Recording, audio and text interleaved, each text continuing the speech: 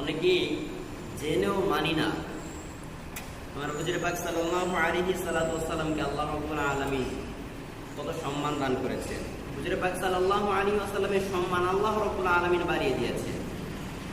আমরা দুনিয়ার মানুষ যদি হুজুর পাক সাল্লাল্লাহু আলাইহি সাল্লামের সম্মান কমাইতে চায়, এটা সম্ভব নয়।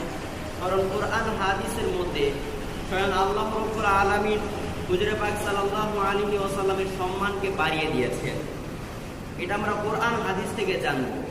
আর কোরআন হাদিসের বাহিরে যারা চলতে চায়, তারাই হুজুর পাক সাল্লাল্লাহু আলাইহি ওয়াসাল্লামের বিরুদ্ধে কাজ করে।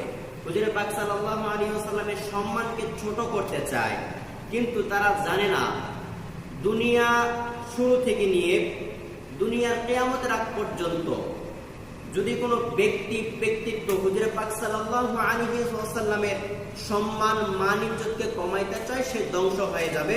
হুজুর পাক সাল্লাল্লাহু আলাইহি ওয়াসাল্লামের সম্মান ইজ্জত ভালোবাসা যতটুকু আছে ততটুকুই থাকবে। পড়েন না সুবহানাল্লাহ। হুজুর পাক সাল্লাল্লাহু আলাইহি ওয়াসাল্লামের সম্মান মান ইজ্জত সম্পর্কে আমি কোরআন হাদিস থেকে জানবো। আমরা সবাই কোরআন হাদিস থেকে জানবো।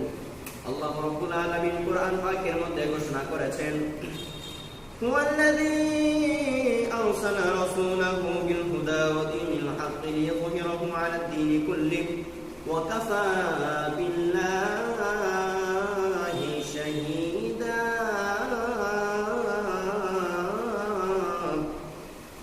আমার হুজুর পাক সাল্লাল্লাহু আলাইহি ওয়াসাল্লামের সম্বন্ধে আমার আল্লাহ রাব্বুল আলামিন কোরআন পাকের মধ্যে বলেন, তিনি আল্লাহ যিনি হেদায়েত, ওয়াল্লাযী আরসালা রাসূলাহু বিল হুদা, তিনি